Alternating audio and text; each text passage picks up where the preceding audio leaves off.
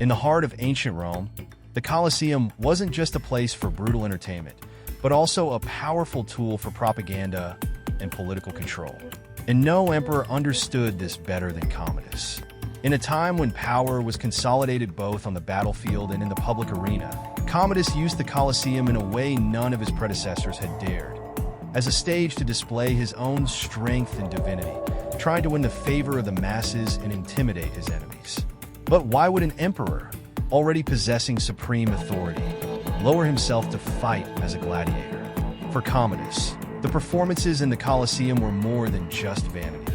They were a calculated strategy to militarize the arena and transform his image into a blend of invincible warrior and divine leader. Through these displays, he aimed to connect directly with the people, using the spectacle of violence as a way to solidify his power and legitimize his rule during a time of growing instability.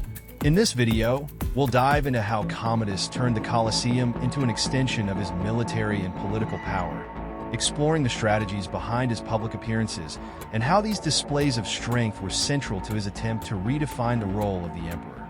Get ready to uncover a lesser-known side of Commodus's reign, where the arena became a symbolic battlefield, and the Colosseum, a key instrument in his quest for absolute control. The Colosseum, from entertainment stage to political tool. At the height of the Roman Empire, the Colosseum was far more than just a place for entertainment. While the public was drawn to the violence of gladiatorial combat and the spectacle of exotic animal hunts, the arena played a subtle yet powerful role in Roman politics. For emperors, the Colosseum offered a unique opportunity to connect with the people and shape public opinion. With its capacity to hold over 50,000 spectators, the arena served as a stage where government decisions could either be glorified or questioned before the watchful eyes of the population. For an emperor like Commodus, who understood the power of appearances, the Colosseum became an essential space to consolidate his authority and influence the collective imagination. Over the decades, the Colosseum had become a symbol of imperial power and control. The games weren't just displays of strength. They were carefully choreographed political rituals. The choice of gladiators, the themes of the battles, and even the execution of prisoners were designed to reflect the government's priorities and values. In this context, the Colosseum functioned as an extension of the bread and circuses policy, where the distribution of bread and the offering of bloody spectacles kept the population distracted and content. However, Commodus wasn't satisfied with merely being a spectator or patron of the games. He wanted to be the star, someone who didn't just watch the violence, but embodied it. Commodus' transformation of the Colosseum into a political tool represented a new level of imperial involvement in the games. While his predecessors used the arena to promote their military achievements or celebrate their victories, Commodus flipped this dynamic. He placed himself at the center of the spectacle, literally fighting in the arena, a shocking and unprecedented move for a Roman emperor. In doing so, Commodus subverted the traditional relationship between ruler and ruled. He wasn't just a distant leader, but someone who descended to the level of the common people, fighting alongside gladiators. Through this participation, he sought to legitimize his power in a visceral and direct way. Under Commodus' rule, the Colosseum became a microcosm of Roman society, where the lines between imperial power and public entertainment blurred. Commodus understood that, in a time when Roman politics was deeply rooted in public perception, mastering the arena was equivalent to mastering the hearts and minds of the Romans. He used the Colosseum to craft an image of himself as an unbeatable leader, someone who ruled not just by divine right, but also by personal merit and physical strength. This strategy, though risky, revealed Commodus' sharp understanding of the importance of appearances in Roman politics. Commodus' manipulation of the Colosseum marked a new era in the use of the arena as a tool for political control. For him, the Colosseum wasn't just a place to reaffirm imperial power. It was a means to redefine the role of the emperor in Roman society. He understood that by positioning himself as both gladiator and emperor, he could transform the Colosseum stage into an extension of his political identity. Each fight, each battle, was not just a display of physical strength, but a symbolic declaration of his ability to rule and protect the Roman Empire.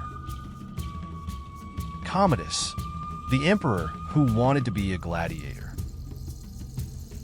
Commodus, the son of the renowned Emperor Marcus Aurelius, grew up in an environment steeped in power, prestige, and the expectation to carry on his father's legacy. However, unlike his predecessors who focused on governance and warfare, Commodus had a particular fascination with the arena. From a young age, he was captivated by the brute strength and skill of the gladiators. This interest, initially seen as an eccentricity, soon became an obsession that would shape his reign. Commodus didn't just want to rule Rome. He wanted to embody the ideal of strength and power that the gladiators represented. Commodus's decision to actively participate in the combats at the Colosseum shocked the Roman elite. To many, this represented a degradation of imperial status. How could the supreme leader of the greatest empire in the world lower himself to fight as a gladiator? Yet, for Commodus, this was a carefully calculated strategy. He understood that in a society where power often hinged on strength and military prowess, displaying these qualities in the arena could enhance his image as an invincible leader. By donning the armor of a gladiator, Commodus was effectively arming himself with a new form of power, one that blended the brutality of the arena with imperial authority. Every time Commodus entered the arena, he did so with great pomp and circumstance. Dressed as Hercules, the Greek demigod known for his immense strength, Commodus didn't just fight. He staged a meticulously choreographed performance. He viewed the arena as a theater, where every move, every blow, was a form of propaganda. For the spectators, these displays were not just entertainment, but an opportunity to witness the emperor's divinity and strength in action. This militarization of the arena served to reinforce Commodus's image as an invincible leader, capable of overcoming any challenge, whether on the battlefield or in the public arena. Despite the criticism, Commodus continued to fight in the arena, convinced that his performances strengthened his connection with the people. He believed that by presenting himself as a gladiator, he was directly engaging with the masses, who idolized the heroes of the arena. This connection, for Commodus, was crucial for maintaining stability in an empire facing internal and external threats. By showcasing himself as an invincible gladiator, Commodus was sending a clear message. He wasn't just the emperor by divine right, but also by merit, capable of fighting and winning like any other Roman hero. Commodus's role as gladiator emperor left an indelible mark on Rome's history. His decision to militarize the Colosseum and position himself as a central figure in the games was a bold attempt to redefine the role of the emperor. Although this strategy was controversial and criticized by many of his contemporaries, it reveals Commodus's complexity and audacity as a ruler. He wasn't content to be just another emperor in the long list of Roman leaders. He wanted to be remembered as a divine warrior, someone who literally fought to consolidate his power and ensure the survival of his empire. The militarization of spectacle, violence, and power in the arena. Under Commodus's rule, the Colosseum became more than just a place of entertainment. It transformed into a symbolic battlefield, where violence was not merely a spectacle, but an expression of power. Commodus, with his fascination for war and gladiators, realized that he could use the brutality of the arena to reinforce his authority. Rather than just observing the combats, he chose to actively participate, turning the spectacle into a display of his own strength and invincibility. Each fight was an opportunity for Commodus to showcase his physical and mental superiority, presenting himself as the true protector of Rome. Commodus's militarization of the Colosseum was not limited to his own performances. He altered the nature of the games, introducing combats that exalted the military virtues he wanted to associate with his reign. The fights became more brutal, the gladiators better trained, and the executions of prisoners of war more frequent. The arena turned into a reflection of Roman military campaigns, with Commodus as the supreme commander, leading his symbolic army in a series of choreographed battles. The violence in the arena served as a metaphor for Rome's strength under his rule, a public demonstration that the empire, under his leadership, was unconquerable. This militarization had a clear purpose: to reinforce Commodus's image as an invincible warrior. By fighting in the arena, he showed the people that, like the gladiators, he was willing to risk his life for the empire. This act of bravery, however staged, was perceived as a gesture of sacrifice and devotion to Rome.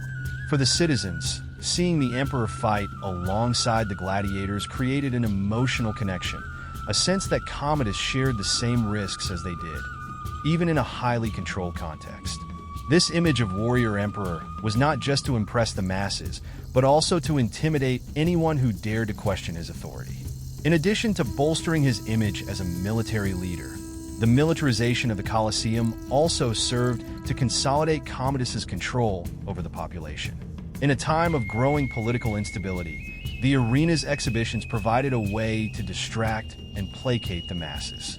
The orchestrated violence gave the people a sense of catharsis while reinforcing the idea that Commodus was the only one capable of maintaining order. Through the arena, he managed to maintain social control, using fear and fascination with violence as tools to secure his position on the throne. Thus, the Colosseum under Commodus became a symbol of absolute power. The militarization of the spectacle was an extension of Commodus's own politics, where brute force and intimidation were used to maintain order and control. For Commodus, the arena was not just a place of amusement, but a battlefield where he could assert his dominance over Rome and its citizens. Every combat, every execution, was a public demonstration of his authority, a reminder that he was the only one capable of leading and protecting the empire in times of crisis. Cult of personality, Commodus and the divine image of himself. The transformation of the Colosseum under Commodus was part of a broader strategy to create a cult of personality, something few emperors before him had achieved with such fervor. Commodus did not see himself merely as the successor to a dynasty, but as a nearly divine figure destined to be venerated. To achieve this, he needed to set himself apart from his predecessors and contemporaries, and the Colosseum provided the perfect stage for this metamorphosis. Dressed as Hercules and fighting as a gladiator, Commodus cultivated an image that directly linked him to the gods, especially the demigod Hercules, who represented superhuman strength and virtue. Each of Commodus's public appearances at the Colosseum was carefully planned to reinforce this divine image. He was not just Commodus the Emperor, he was Commodus Hercules, a figure transcending common mortality. By adopting the role of Hercules, Commodus positioned himself not just as a ruler, but as a savior, someone destined to protect Rome from both internal and external enemies. This cult of personality was bolstered by statues, coins, and other symbols portraying him as Hercules, perpetuating the idea that he was more than human. The cult of personality surrounding Commodus also had a crucial political aspect. By presenting himself as a divine being, he not only legitimized his rule, but also challenged any opposition. Anyone who dared to rise against Commodus was not merely opposing a man, but a divine figure chosen by the gods to rule. This tactic served to further consolidate his power, creating an aura of invulnerability around him. The Colosseum, with its captive and impressionable audience, was the ideal venue to spread this narrative, where every victory in the arena was seen as a sign of divine approval. However, this strategy had its flaws. By distancing himself from other emperors and positioning himself as a divine figure, Commodus ended up isolating himself from the Roman elite. While the masses might be easily impressed by his feats in the arena, senators and other members of the nobility saw his actions as an affront to Roman decorum and tradition.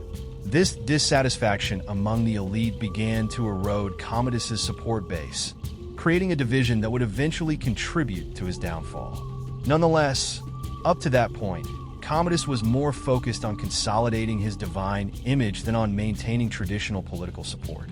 The cult of personality that Commodus cultivated at the Colosseum was a bold attempt to rewrite the role of the emperor in Roman society. By portraying himself as Hercules and fighting in the arena, he sought not only the adoration of the people, but also a way to control the narrative of his reign. Through the symbolic power of the Colosseum, Commodus attempted to elevate himself above his contemporaries and create an immortal legacy. Although his strategy was controversial and ultimately self-destructive, it demonstrates the complexity of his reign and the way he used the power of image to rule. Connecting with the people, propaganda, and popularity. For Commodus, the Colosseum was not just a place to showcase his power and divinity, but also a means to create a direct connection with the people. He understood that in a Rome where politics were intrinsically linked to public opinion, maintaining the masses' support was crucial for the stability of his rule. By descending into the arena as a gladiator, Commodus presented himself not as a distant ruler, but as someone who shared the same interests and passions as the people. This strategy of popularization was a form of propaganda that helped him get closer to ordinary citizens while reinforcing his image as an accessible and powerful leader. The games at the Colosseum were the grandest spectacle of ancient Rome, attracting people from all social strata. Commodus knew that by participating in these displays, he could capture the masses' imagination in a way that no other form of propaganda could. His appearances were grandiose, filled with theatricality and symbolism, designed to impress and captivate the audience. For many, seeing the emperor fight in the arena was proof of his courage and determination, qualities that resonated deeply in a society that valued strength and bravery. This direct contact with the people gave Commodus an edge over his political rivals, who were often seen as distant and disconnected from the realities of ordinary citizens. Commodus's popularity among the people, fueled by his performances at the Colosseum, also served as a barrier against discontent and conspiracies within the elite. While senators and nobles viewed him as an extravagant despot, the masses revered him as a hero. This popular support was a powerful tool for Commodus, allowing him to rule with a degree of impunity. Even when his actions were considered reckless or excessive by the elite, the support of the masses provided him with a security that few emperors had achieved. Thus, the Colosseum was not just a place of spectacle, but a public forum where Commodus could reaffirm his authority and cultivate the loyalty of the people. However, this connection with the people came at a cost. To maintain his popularity, Commodus needed to constantly outdo himself, creating increasingly grandiose and dangerous spectacles. This relentless pursuit of public approval pushed him toward more extreme actions, which in turn fueled perceptions of him as unstable and reckless. The militarization of the Colosseum and its transformation into a personal stage began to wear on the patience of more conservative Romans, who saw these displays as a distortion of the city's traditional values. Still, for Commodus, the arena remained an essential battleground for maintaining his image and control. Commodus's strategy of using the Colosseum as a tool for propaganda and popular connection reveals his skill in manipulating public opinion. While he managed to maintain the support of the masses for a considerable time, this tactic also highlighted the limitations of a government based almost entirely on image and spectacle. In the end, the delicate balance he tried to maintain between popularity and control eventually broke down. But until then, the Colosseum served as the pulsating heart of his political strategy. Intimidation and control. The arena as a symbol of domination. While the Colosseum was a crucial tool for Commodus's propaganda and popularity, it also played a fundamental role in his strategy of intimidation and control. The arena, with its displays of violence and death, functioned as a public demonstration of the emperor's absolute power. For Commodus, the brute force exhibited in the combats and executions was not merely entertainment, but a clear message to anyone daring to challenge his authority. By militarizing the Colosseum, he transformed it into a symbol of his dominion, where every fight and every death served to reaffirm his position as the uncontested leader of Rome. Intimidation was a central aspect of Commodus's rule. In a time of increasing instability, where internal threats were as dangerous as external ones, the emperor needed to ensure that his authority was not questioned. The arena provided the perfect stage for this. By displaying his own strength and courage alongside the gladiators, Commodus sent a message to his enemies. He was an invincible warrior, someone who not only commanded armies but could also fight and win in hand-to-hand combat. This image of physical strength was crucial for consolidating his power in an era where military prowess was highly valued. In addition to his own participation in the combats, Commodus used the Colosseum to publicly punish those who opposed him. Executing political enemies and criminals in the arena was a way to demonstrate that any form of dissent would be dealt with extreme severity. The arena, therefore, was not merely a place of entertainment but a tool for social control, where fear was used to maintain order. The violence, when displayed so publicly, served to remind everyone that Commodus's power was absolute and that any attempt to challenge him would result in fatal consequences. However, this strategy of control based on intimidation had its limitations. Although effective in the short term, it also created an atmosphere of tension and distrust. The Roman elite, especially the senators, began to fear what they saw as Commodus's madness. By distancing himself from traditional methods of governance and focusing so heavily on violence and spectacle, Commodus began to alienate those who could have been his closest allies. The Colosseum, which once served to reinforce his power, began to symbolize his tyranny and loss of control, fueling the conspiracies that would eventually lead to his downfall.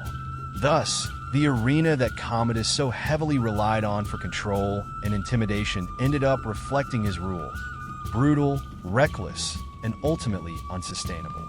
The Colosseum, which should have been a symbol of his strength and invincibility, began to be seen as the stage where his madness and excessive power started to be revealed. The control Commodus tried to exert through violence ultimately eroded the foundations of his authority, making it clear that rule by fear has its limits, and once crossed, can lead to ruin.